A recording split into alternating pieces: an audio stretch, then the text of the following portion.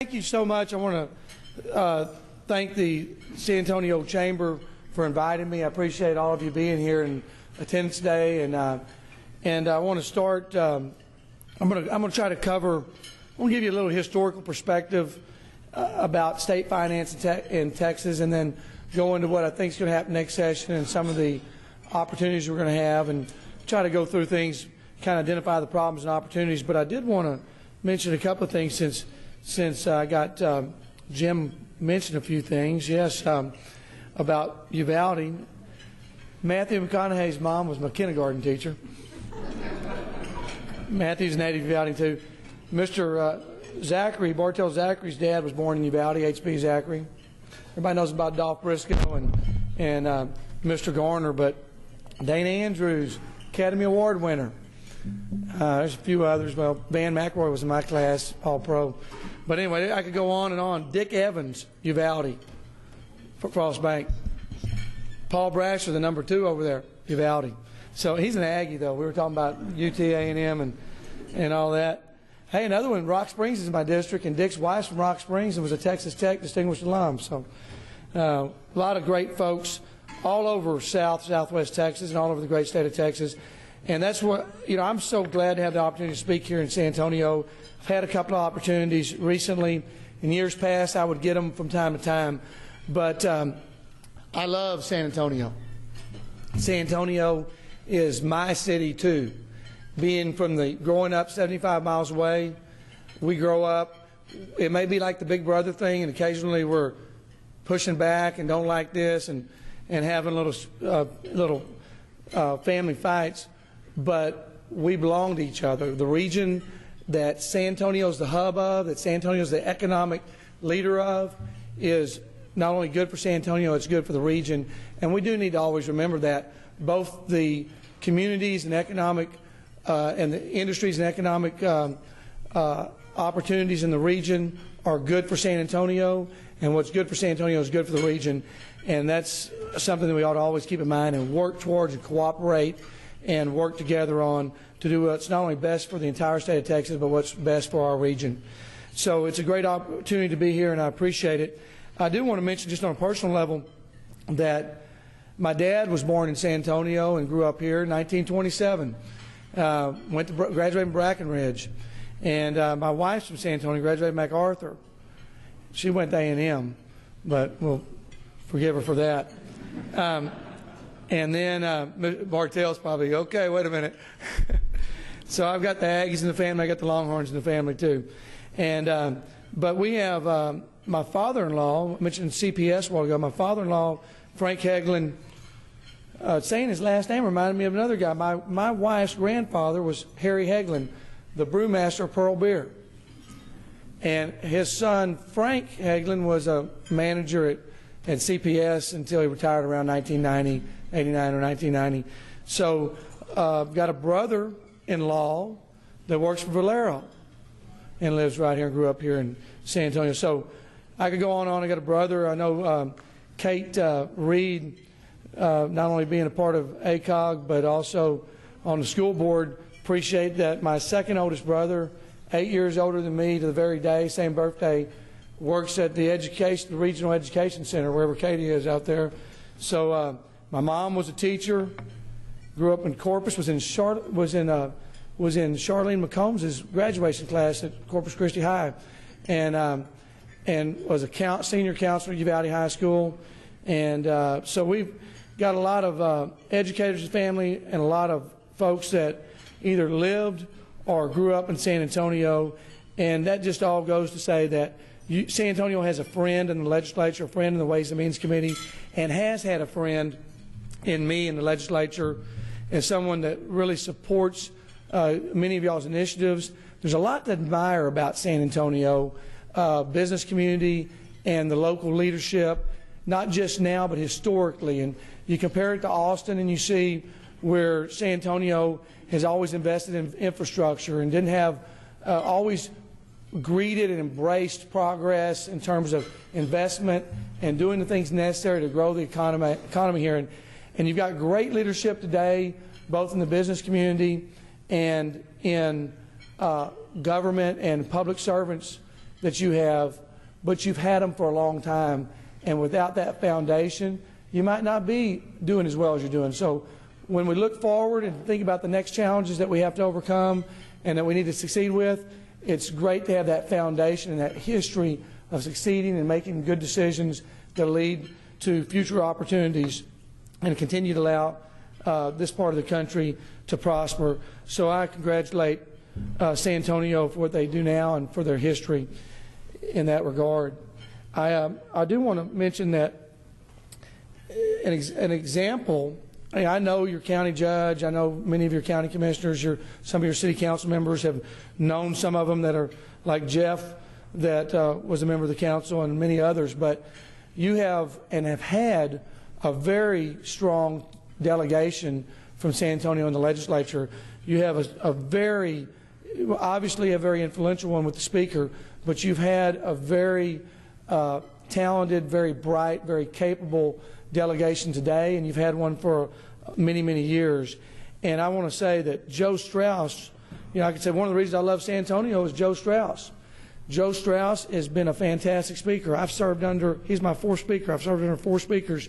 And without a doubt, I can tell you he's the best speaker I've served under, because he does what some of his predecessors did, but not all of them did, and that's pick bright people, hardworking people to take on leadership responsibilities and serve in leadership roles, and other members, other talented and bright, hardworking members to fill some of the carrying the load in those committees as members of those committees. And because of that, the way his approach of basically letting the talent, the members, not only represent their district, but to do the job in the committee level and on the floor, and only really becoming involved and starting to, become a part of an issue is when it's necessary and important. Basically performing the role of the leader of the House, the presiding officer, and the Speaker. Let us do our job, but then when we come up to a stumbling block, help us get over that block and move forward. And he's always gotten involved and made a difference, whether it be the appropriations bill or some other major state issue, but not too early. When we need the help, when we seek the help, or when he sees that the results may be results that are bad for Texas or reflect negatively on the Texas House, the Texas legislature, he then takes decisive action and leads us. So you've got a fantastic state representative in that district, but we in Texas have a fantastic speaker, and we appreciate you giving us Joe Strauss. I'll talk a little bit about the history now. I want to remind, I've talked to some of the folks here in the audience when we were visiting earlier about some of the challenges we had last legislative session that were very, very difficult. And people may not have been always pleased about some of the decisions we made. But I want to put it in perspective for you, because if you look at the history of Texas state finance, and I think we'll start around 1991, which in 1991 was we had the largest deficit in our state's history at the time. It was $5 billion. And we passed the state's largest tax increase in our history. We did some good things that year, too. We created the performance reviews that John Sharp, as comptroller, conducted, and made recommendations of places that we could save money and streamline state government. And we achieved many of those recommendations, and we cut spending as a result of those achievements and those policy changes. But we ended up passing the state's largest tax bill, and I might add that it was the last major state tax hike. And many of the other states have continued to address their deficits, whether it was in the 90s or the last decade or this decade, when we have financial challenges with tax increases. And we've had a history of always trying to get more value out of the dollars we spend and trying to increase efficiency and effectiveness of our government and our processes and our agency and our spending. And we've done a relatively good job of that in a bipartisan manner.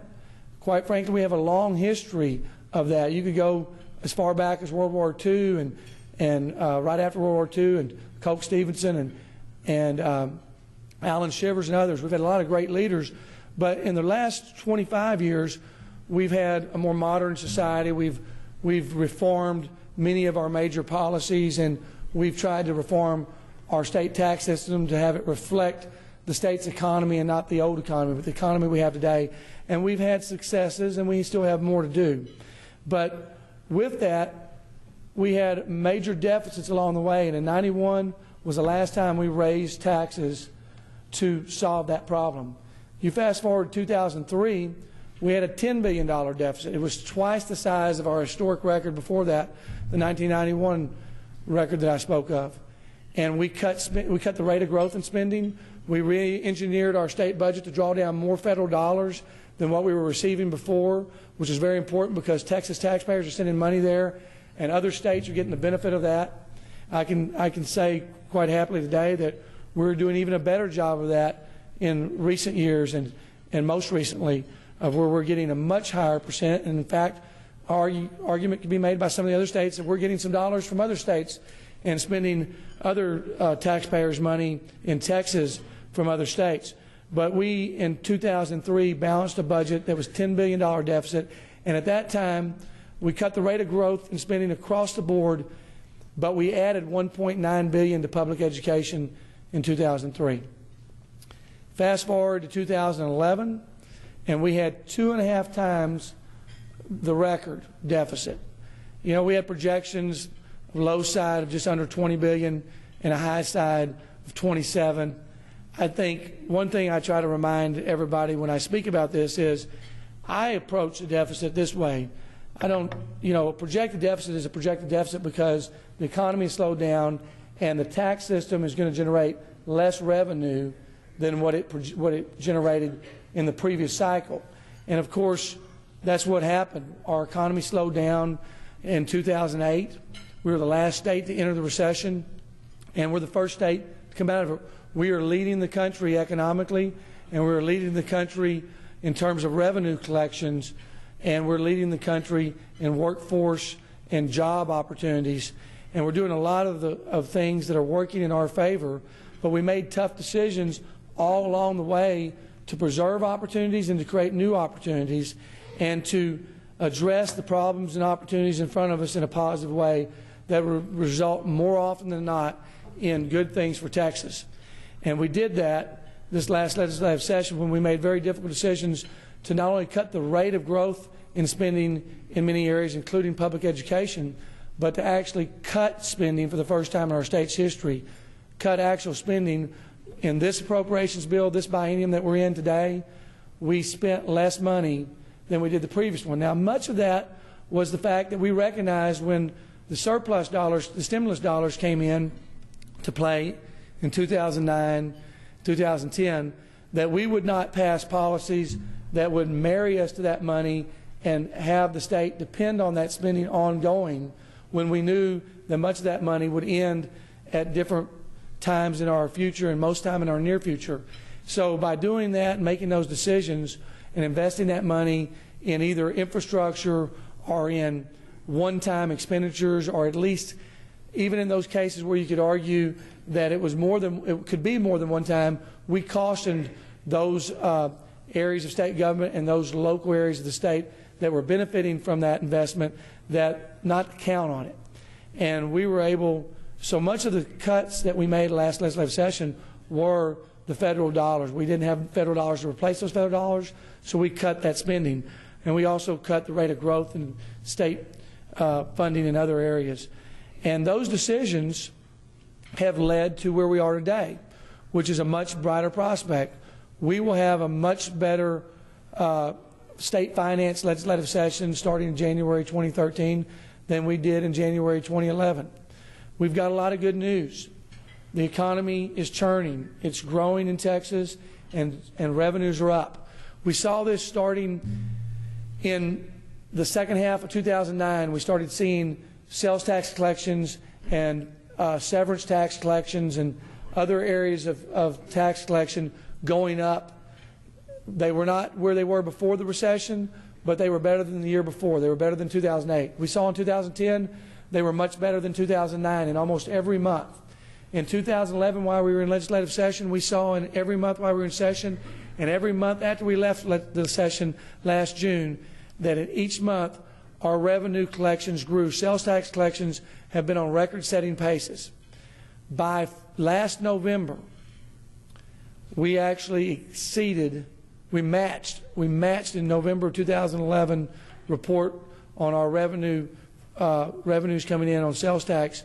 We matched the pre-recession numbers. And by December, we began to exceed them. And every month of this year, we've been on a very strong, we've been at about a 12% average. We've had 10% months, 14% months, 11% months, 13% months. We're averaging about 12.5%. And we expect that to continue the rest of this year.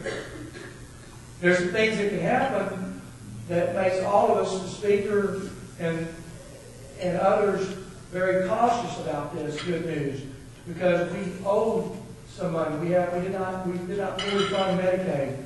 We deferred some of what we owed to Medicaid last session to balance the budget. We deferred public education spending, where we deferred the last installment of what we sent to public schools. Instead of sending it to them at the end of August, we're going to send it to them in early September of 2013, which will be the beginning of the next biennium. Now, we're going to have the opportunity to replace that money. We want, if it makes good sense, we'll be able to fully fund that amount of money in January, February, March in a supplemental appropriations bill. Had we funded that amount last session, because of the forecast on enrollment and other issues, it would have been a bigger ticket back then than it will be now. It was forecast to be $2.2, $2.3 billion that we're going to owe if we were to put it in the supplemental or just put it in the next biennium, which we would have the opportunity to do, the option to go either way. Instead, it's going to be under $2 billion. So there's lots of other areas that we forecast more money than we're actually going to owe when we restore those funding deferrals and in some cases funding cuts. But we're also going to see areas where, because of the fires that ravaged Texas and other challenges, the $300 million we were expecting to come from the land commissioner, from the permanent school fund, the money's available there, has not been paid, and so we're going to make that up. That's not going to end up being a part of the solution that we anticipated last session. But more often than not, as we look at the list of issues and challenges that we were going to face, we are in a much, much better position than we were last legislative session. And I'm here today to tell you I think we're going to have at least a $5 billion surplus in general revenue in the biennium that we're in today. So last May, when the comptroller predicted that we would have, she was certified, projecting how much revenue would come in, and we matched that and passed a balanced budget, which we're required to do for the state constitution, and we did.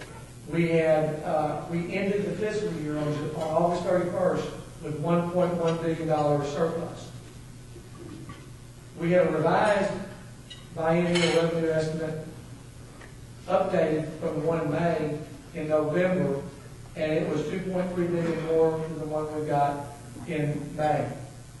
And since then, you can tell things have done nothing but get better in the past 6 months or more, and we're going to have even more revenue than what the revised DRA or DRE indicated we would have.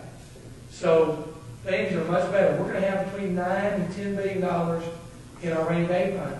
This is all good news. But now let me give you the cautious part. Not only do we going to have about a little under $2 billion to restore just to get even for this biennium for public education, we're going to have $4.7 billion in Medicaid money that we have to fund.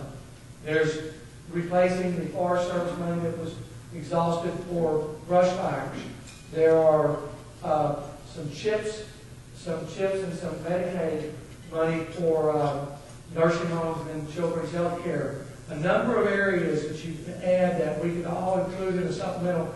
We could pass a supplemental as high as $5.3 billion in, probably pass in March, but we could introduce one in late January, middle of January or something, and be considering one in February and pass it late February or March. If we decide to do that, we have that option. Some of those areas that we need to come back and address could be addressed and fully funded and made up for in the next biennium. We'll have to consider those options, but the good news is we're going to have the funding to get even and probably do some more. And we didn't have those options last legislative session. So I think we're in a much better position, and that's good news for Texas. We're going to continue to be frugal and I think wise with taxpayers' money, but we have some opportunities to invest in the economy and invest in policies that will lead to more growth in the economy. My area won't be education. We're losing a public education chairman to the Republican primary, so we don't know who that's going to be yet. But we're going to have some opportunities to address school finance probably after the regular session, and we're going to have some education funding issues during the regular session to address. I'll be addressing tax reform. The Ways and Means Committee has had a number of hearings the last year, and we'll continue to have hearings next week dealing with some of the local tax code options that cities and other local subdivisions of government use to help in economic development areas and attract investment and attract companies. And we're going to have a hearing next week on that. We're going to consider 380s, 381s that cities and counties use, 4A, 4B. A lot of it's going to be educational for the committee, but we want to look at those and understand what is being done with those programs and what can be done to improve them, whether anything needs to be done. We're going to be looking at 313s next week for the second time. 313s is what helps you get Toyota. It was good for not only St. Antonio, but good for the region. And a lot of times 313s are used in Lake Jackson and Galveston and Beaumont along the coast. And a lot of times they're used for expanding power plants and chemical plants and petrochemical plants and other types of plants. And it's on the same campus or adjacent to it, and expansion. And that helps the state, but it certainly helps those areas. And then in recent years, they've been used in wind energy and used in West Texas and some in the coastal area in South Texas. So we're going to be looking at that and see what we need to do to extend that program so it benefits all of Texas and continues to be an opportunity to benefit regions of the state, but whether we need to reform and add more provisions to make sure that that's a consistent program, a fair program, and one that's not being misused. We'll be looking at a number of other areas. I personally, my personal objective and the way I approach tax reform as a Ways and Means Chair is first, I think we ought to make the entire tax code fairer and simpler. But also I want the result of the fairer, simpler tax code to result in attracting more investment and economic development in the state from our existing businesses and attract more businesses from outside of the state. If we can grow our economy, we can grow the revenues that we need to meet the demands of a growing state. And there are a lot of opportunities to do that. Sometimes when you deal and address tax reform, there's usually winners and losers. Even if you do it revenue neutral, it may not increase the burden on taxpayers overall, but you could have specific types and categories of taxpayers who may be getting a better deal than a similar class of business a competitor is getting. But we've got to look and decide, do you do it that way and raise them up to where the competitor is? Or do you keep them where they are and raise and lower the competitor and have them in an equal position, in a fair position where there's not a competitive advantage over the other competitor because of the tax code? So those are the kind of things we want to address. But I think we can do those in ways that result in economic growth. Specifically, there are areas that we can be much more competitive across the country with the opportunity of data warehousing. I know Zachary has invested, Mr. Zachary in particular, and even the sister companies have invested in areas that would benefit from that. But we're looking at the idea when Texas, 10, 15 years ago, Texas was a leader in data warehouse. Rackspace is in this business. They do a lot of other stuff with cloud computing, but part of their business was data warehouse. They're building their new data warehouses out of state. And there are other companies across the state. There are, Lowe's, Walmart, specific companies needing to have data warehouses associated with their own operations. But then there's what we call elephant hunting, where we can attract much bigger companies that are more in the service business for lots of other companies that they provide those data services for. And we could be in a position to attract a lot of investment in data warehouse, and it could represent really a significant, substantial opportunity in the state of Texas. We're no longer winning those. In fact, we're losing those in recent years. It's been a trend for some time, but in most recent years and months, we're losing quite badly because Georgia, North Carolina, Virginia, even Iowa, I think, got the last Rackspace. No, Iowa got the latest Google investment. And I know Rackspace went somewhere, I'm not sure which state they went for their latest. But all these states, Illinois got some Rackspace business.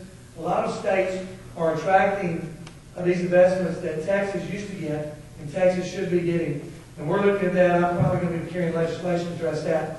Last session, I was very happy to play an important role and be the author of the bill that helped Boeing not only keep the Dreamliner, but expand jobs and expand the investment for the Dreamliner right here in San Antonio. And we need to look for the opportunities where we can attract investment and attract job growth from not only within the state, but from outside the state.